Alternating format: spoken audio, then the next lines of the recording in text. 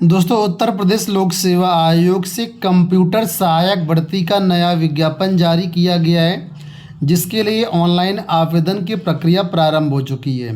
इस वीडियो में मैं कंप्यूटर सहायक भर्ती की कंप्लीट जानकारी आपको दे रहा हूं कि कौन कौन से अभ्यर्थी यहां पर फॉर्म भर सकते हैं, एज लिमिट क्या रहेगी, इंपॉर्टेंट डेट क्या रहेंगी, जॉब का प्रोसेस क्या होगा, किस तरीके से जॉब मिलेगी।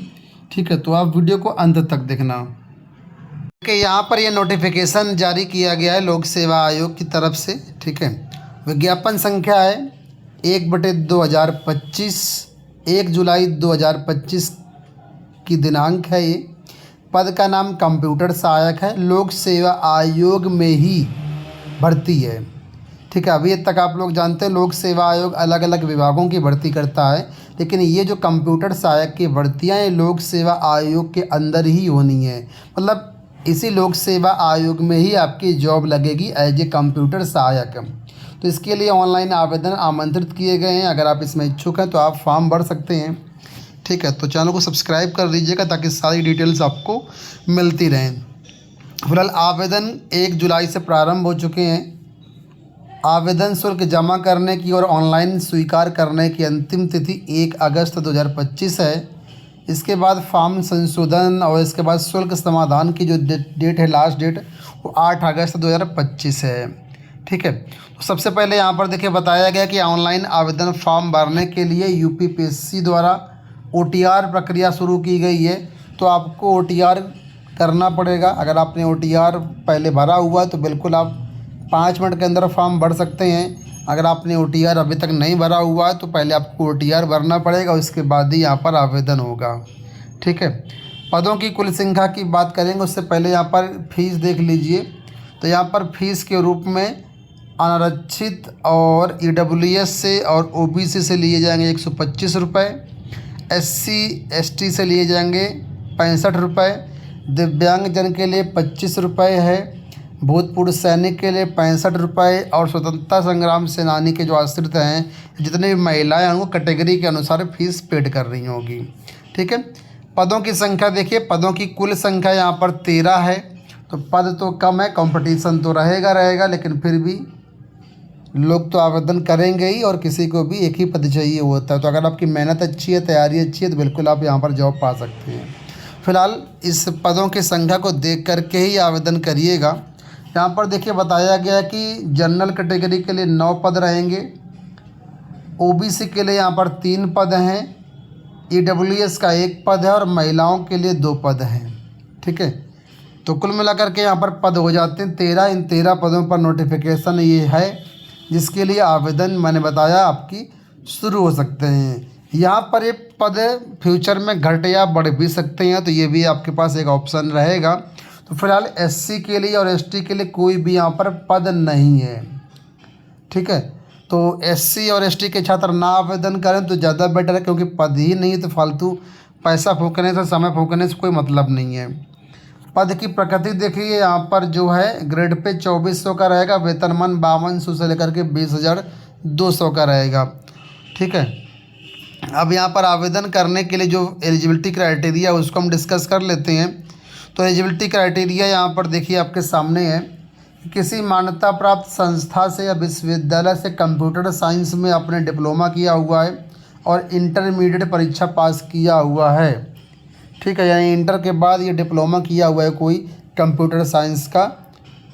ठीक है, या आपने कोई ऐसा कोर्स किया हुआ है कंप्यूटर का ग्रेजुएशन लेवल का, तो आप यहाँ पर फॉर्म भर सकते हैं। अगर आपके पास ये नहीं है तो यहाँ पर डुएक या नीलिट से आपने अगर ओ स्तर का, ओ लेवल का डिप्लोमा किया हुआ है और इंटरमीडिएट किया हुआ, तो आप इसमें फॉर्म भर सकते हैं।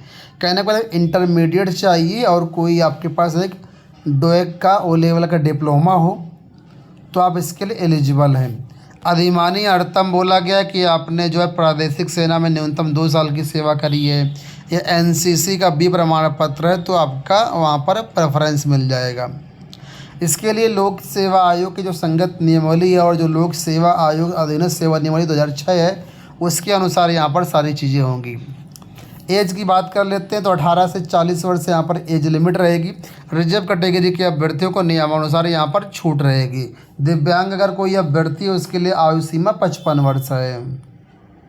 अब यहाँ पर इस भर्ती के लिए आप यहाँ पर परीक्षा पैटर्न समझ लीजिए। तो लिखा हुआ है प्रश्नगत परीक्षा जो है 2 चरणों में आयोजित की जाएगी।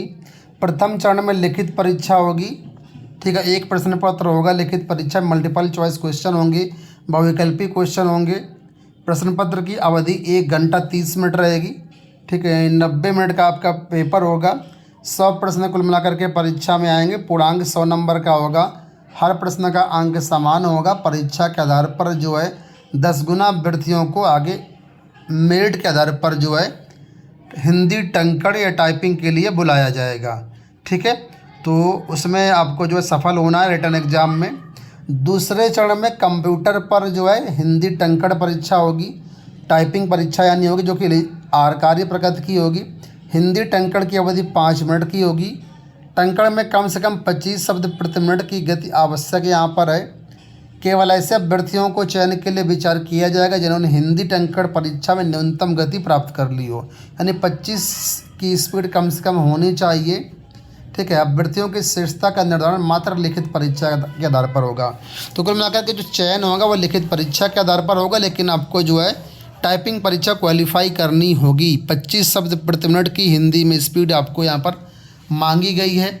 निर्धारित स्पीड अगर आप नहीं लेकर के आते हैं तो यहाँ पर आप डिस्क्वालीफाई हो जाएंगे, ठीक है। तो नंबर जो है मेरिट में केवल रिटन एग्ज़ाम के जुड़ेंगे, टाइपिंग के नंबर नहीं जुड़ेंगे। टाइपिंग को केवल पास आउट करना है, ठीक है। बाकी रिटन एग्ज़ाम के आधार पर ही आपका यहाँ पर चयन किया जाएगा। अब जो रिटन एग्ज़ाम होगा उसका पैटर्न समझ लीजिए क्या क्या परीक्षा में आएगा। तो सामान्य हिंदी के 25 क्वेश्चन होंगे, सामान्य बुद्धि परीक्षण के 25 क्वेश्चन होंगे, सामान्य ज्ञान के 25 क्वेश्चन हैं, कंप्यूटर ज्ञान के 25 क्वेश्चन है। 100 क्वेश्चन रहेंगे। 1.5 घंटा यानी 90 मिनट का समय मिलेगा। 90 मिनट में आपको 100 क्वेश्चन करना है। सिलेबस भी आपके सामने यहाँ पर है कि परीक्षा पैटर्न में जो है सामान्य हिंदी में आपको वार्तालाप में प्रयोग किए जाने वाले शब्द मुहावरों का ज्ञान होना चाहिए। सामान्यतः कार्य में प्रयोग होने वाली तकनीकी भाषा का ज्ञान होना चाहिए। अपठन गद्यांश पर आधारित प्रश्न और हिंदी भाषा लेखन योग्यता होनी चाहिए।